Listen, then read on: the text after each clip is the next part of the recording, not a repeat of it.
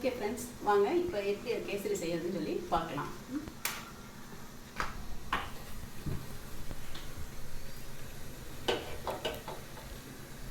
நான் வந்து இந்த மாதிரி இதில் வந்து ஒரு 2 கிளாஸஸ் வந்து ரவை எடுத்திருக்கேன். ஃபஸ்ட்டு இதை வந்து நம்ம இது சூடானோட நெய் போட்டு ரவையை ஃபஸ்ட்டு வறுத்துக்கலாம். ரவை ஃபஸ்ட்டு வறுத்துட்டோம்னா தான் அது சீக்கிரமாக தண்ணியில் வந்து சீக்கிரமாகவும் அது ஒரு சாஃப்ட்னஸ் கிடைக்கும் நமக்கு. ரெண்டாவது அந்த ஃப்ளேவர் வந்து ரொம்பவும் நல்லா இருக்கும். ஒரு மாதிரி ஸ்டிக்கியாக இருக்காது. ரவை இந்த மாதிரி வறுக்காமே நம்ம அப்படியே யூஸ் பண்ணுற கேசரி வந்து ஒரு மாதிரி ஸ்டிக்கியாக இருக்கும். அது கீ இந்த சுகரோட ரொம்ப ஜாயிண்ட் ஆகிட்டு ஒரு மாதிரி கம்மு மாதிரி வரும். ஸோ நம்ம ஃபஸ்ட்டு இது பண்ணிட்டோம்னு சொன்னால் ரொம்ப சாஃப்டாகவும் ஸ்மூத்தாக இருக்கும் கேசரி சாப்பிட்றதுக்கு. பார்க்கலாம்.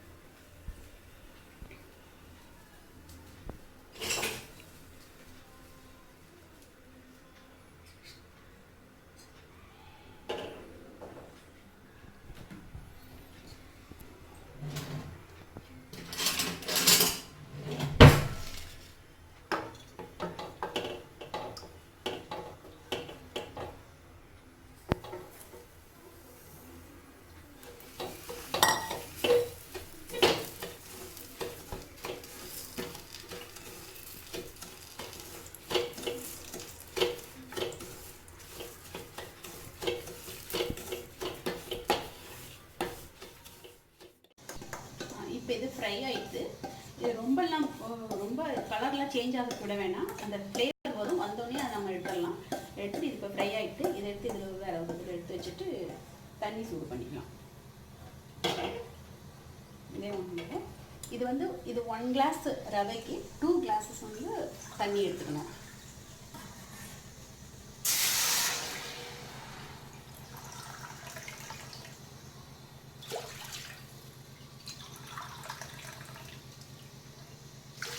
நான் இப்போ 2 எடுத்துருக்கேன் இல்லையா, அதனால் இதுக்கு வந்து 4 போட்டுக்கிறேன். நான்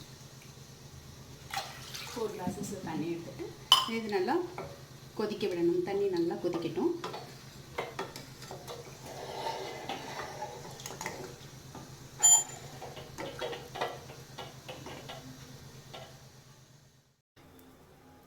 இந்த சமயத்தில் வந்து நம்ம ஏலக்காய் போட்டுக்கலாம். உங்களுக்கு சப்போஸ் ஃபுட் கலர் நான் ஃபுட் கலர் யூஸ் பண்ணுறதில்ல, நீங்கள் ஃபுட் கலர் எதனாவது போடுவீங்க அப்படின்னு சொன்னால் இந்த சமயத்துலேயும் நீங்கள் ஃபுட் கலரும் போட்டுட்டு தண்ணி நல்லா கொதிக்க விட்டுடுங்க.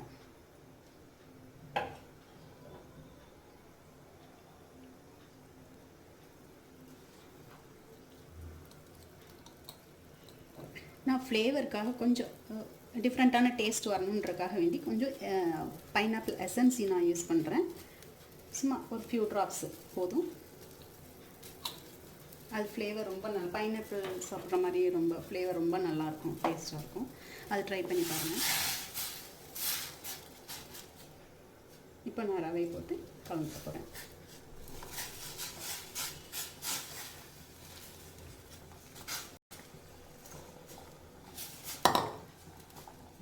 ஸ்டவ் கொஞ்சம் சிம்மில் இருக்கட்டும்.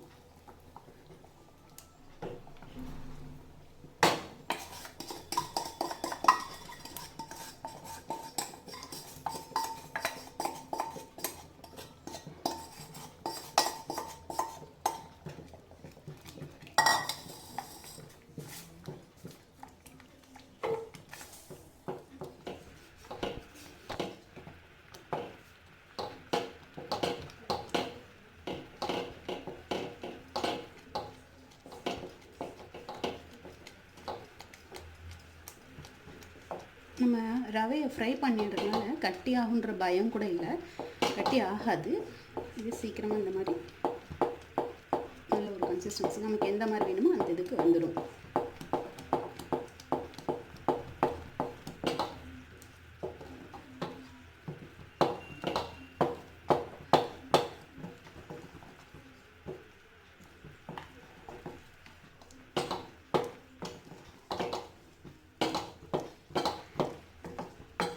கொஞ்சம் நேரம் ரவை நல்லா வேகட்டும், அப்படியே விடுவோம்.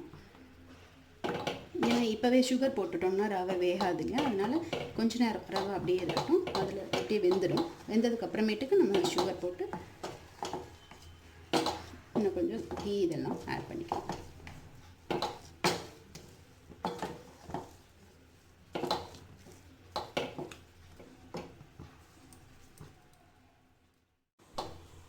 இப்போ இது சிம்லேயே இருக்கட்டும். இது அப்படியே கொஞ்சம் நேரம் அப்படியே பாயில் ஆகிட்டு இருக்கட்டும்.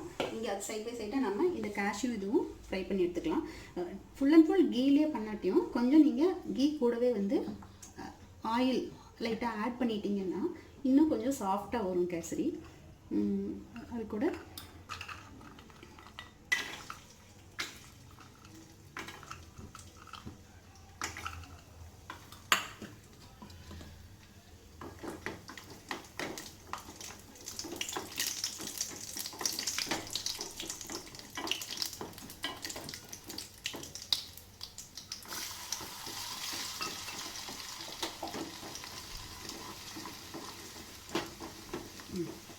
இப்போ நம்ம இதை எடுத்து இதில் போட்டுக்கலாம்.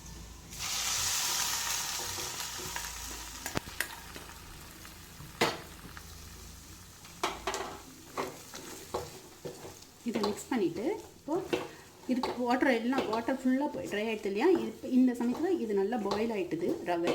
இந்த சமயத்தில் நம்ம சுகர் ஆட் பண்ணணும். சுகர் வந்து இந்த 1 கிளாஸ் ரவைக்கு 1.5 ஆட் பண்ணோம். நாங்கள் ஸ்வீட் கொஞ்சம் கம்மின்றதுனால நான் வந்து இதில் வந்து 1 கிளாஸஸ் ஆட் பண்ணியிருக்கேன். ரெண்டுக்கும் சேர்த்து 2 கிளாஸஸ் சுகர் ஆட் பண்ணியிருக்கேன்.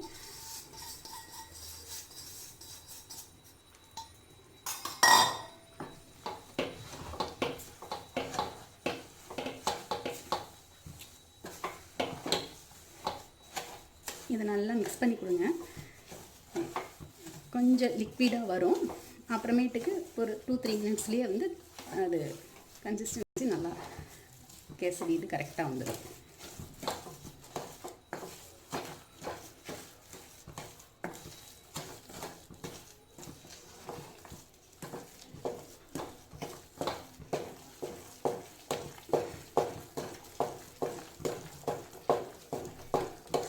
பாருங்கள் இவ்வளோ லூஸ் ஆகுது இல்லையா? இது சுகர் மெல்ட் ஆகாத இந்த மாதிரி லூஸ் ஆகும். அதுக்கப்புறமேட்டுக்கு தானாகவே வந்து கட்டி ஆகிடும்.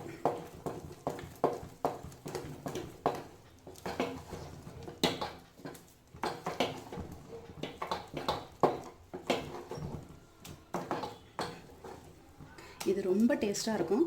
இது சப்போஸ் மீந்துட்டுனா ஃப்ரிட்ஜுக்குள்ளே எடுத்து வச்சுட்டு நெக்ஸ்ட் டே அது சில்னஸ் போனதுக்கப்புறமே திரும்ப அதை வந்து இதே மாதிரி இந்த வானலியில் போட்டுட்டு ஃப்ரை பண்ணினீங்கன்னா ஒரு மாதிரி கிறிஸ்பாக வரும். அவ்வளோ டேஸ்ட்டாக இருக்காது. ரவையெல்லாம் இன்னும் நல்லா ஃப்ரை ஆகிட்டு ஒரு மாதிரி கிறிஸ்பாக கிடைக்கும் நமக்கு. அது இன்னும் நல்லா டேஸ்ட்டாக இருக்கும். ட்ரை பண்ணி பாருங்கள். மீந்துடுத்துன்னா அது வந்து வேஸ்ட் பண்ண வேண்டாம். வச்சுட்டு அடுத்த நாள் அதை வந்து அந்த மாதிரி திரும்ப ரீஹீட் பண்ணும்போது, ரீஹீட்னா நீங்கள் ஃப்ரிட்ஜில் வச்சுட்டு டைரெக்டாக இமீடியட் அப்படியே எடுத்து வந்து பண்ணக்கூடாது. அந்த சில்னஸ் போனதுக்கப்புறமே திருப்பி அதை வந்து ஹீட் பண்ணிவிட்டு அதை சாப்பிட்டு பாருங்கள். ரொம்ப டேஸ்ட்டாக இருக்கும். இது ஒரு 2-3 மினிட்ஸ் இருக்கட்டும். அதுக்கப்புறம் இன்னும் கொஞ்சம் கீ ஆட் பண்ணிவிட்டு ஆஃப் பண்ணிடலாம். அவ்வளோதான். ரொம்ப ஈஸி, சிம்பிளானது தான். ஆனால் ரொம்ப டேஸ்ட்டாக இருக்கும். ஹெல்தி கூட. இதில் கேஷ்யூ கிரேப்ஸ் எல்லாம் இருக்குது. கீ ஆட் பண்ணியிருக்கோம். ரொம்ப நல்லது. இப்போ நான் இன்னும் கொஞ்சம் கீ ஆட் பண்ண போகிறேன்.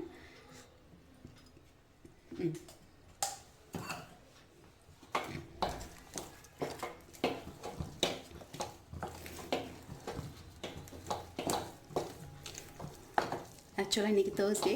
நான் இது பாபாவுக்கு பிரசாதமாக இப்போ செஞ்சிட்ருக்கேன். இதையே உங்களுக்கு நான் வந்து வீடியோ எடுத்து போட்டுட்ருக்கேன்.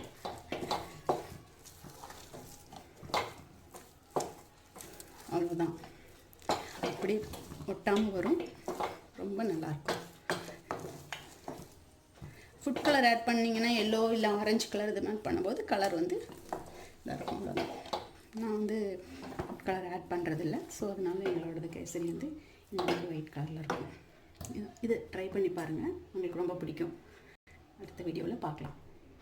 தேங்க்யூ.